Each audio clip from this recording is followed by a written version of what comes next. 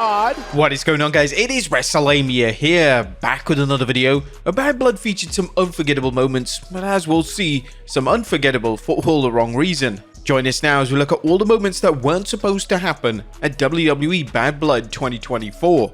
Be sure to subscribe and hit that notification bell for daily wrestling videos, and follow us on Facebook for exclusive lists. Also check out our new videos on Wrestlelamia XL.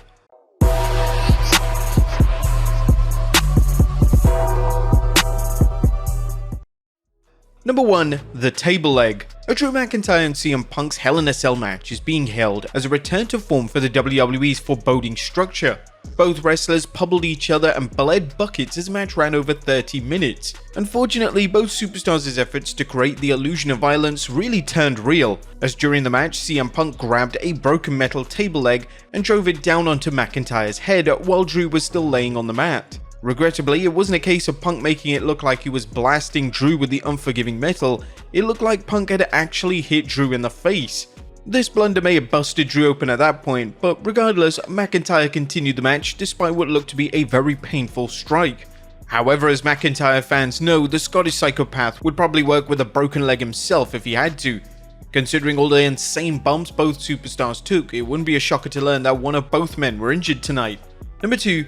A Slippery Toolbox. The violence was out during the Hell in a Cell match, with Drew McIntyre and CM Punk both taking advantage of a conveniently located toolbox under the ring. Each wrestler used tools at different times to punish each other, along with the toolbox itself. Punk decided to add some steel to his attacks when he dove off the top rope towards Drew with the toolbox. However, Punk's hands may have been slippery from sweat or blood as he dropped the toolbox. That didn't stop him from making a quick save and picking it up to attack McIntyre with it, a reminder of how a quick-thinking wrestler can salvage a bad situation.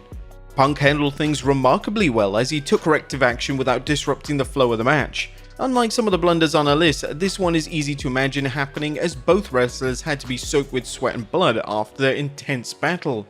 But it seems that the toolbox spot was made even worse as Drew was really banged up coming out of the Hell in a Cell match. Unfortunately, it looks like McIntyre is legitimately injured. According to PW Insider, McIntyre was legitimately busted open from the shot with the metal toolbox during the match. As a result of that sinister shot, McIntyre required 16 staples in his head to close up the wound. We send our best wishes for McIntyre for a speedy recovery, and we can't wait to see him back on TV. Ouch. Number 3. Drew McIntyre wrecks his back. The Hell in a Cell match's intensity likely made it easier for mistakes to happen because Drew and CM Punk wanted to look like they were out to seriously injure each other.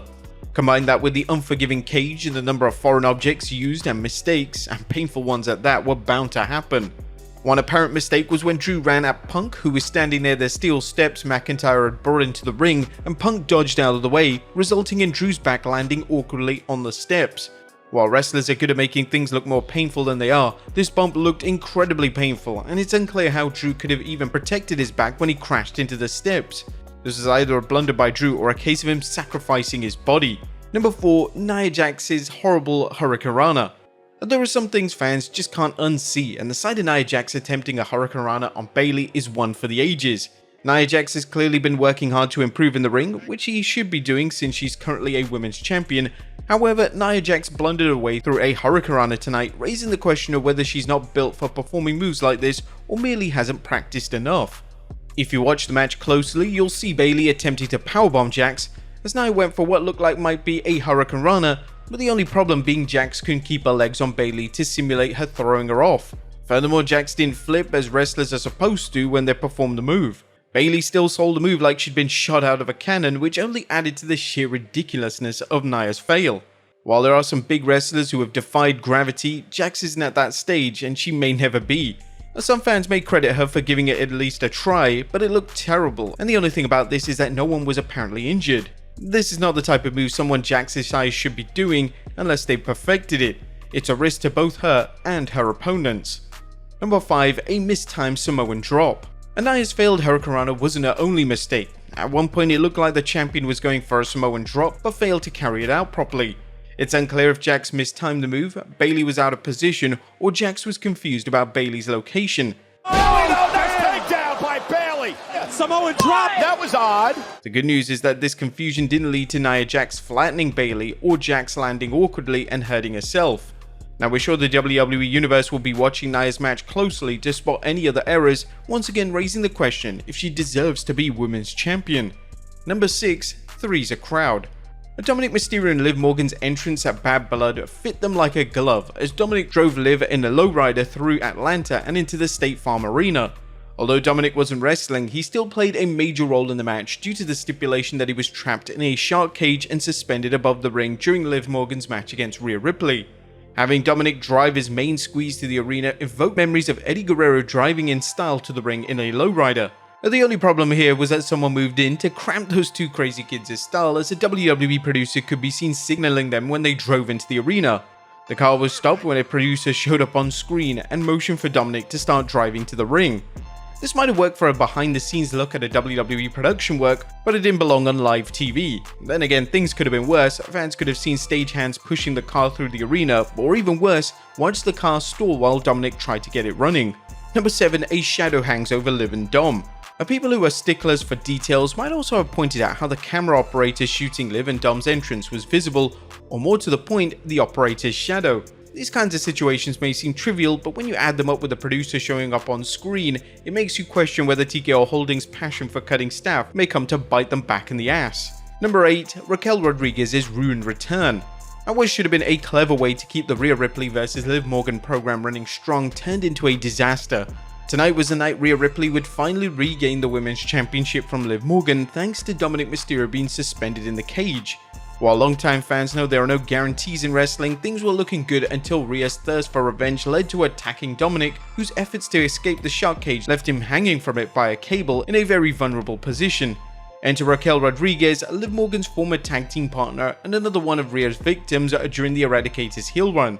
Rodriguez laid out Ripley and threw her into the ring, pummeling Ripley further before placing Liv Morgan on top of her for the pin. Unfortunately, someone missed their cue as the referee called for the bell beforehand, disqualifying Liv for Raquel attacking the challenger. Raquel looked dumbfounded as she then lifted Morgan from Ripley, seemingly struggling to figure out what was next. What should have been a logical and well-timed return for Rodriguez turned into a complete fiasco. Furthermore, Liv could have gotten another tainted win over Rhea to keep their feud going, or as some fans have speculated, end their feud for now so Rhea can battle Raquel. Instead, the only thing fans are talking about is what a disaster the match's finish was. Not exactly what you want to do with one of Raw's biggest feuds. It's unclear who is to blame, as fans are already debating whether the referee called for the bell too early or whether Rodriguez forgot what she was supposed to do when she entered the ring.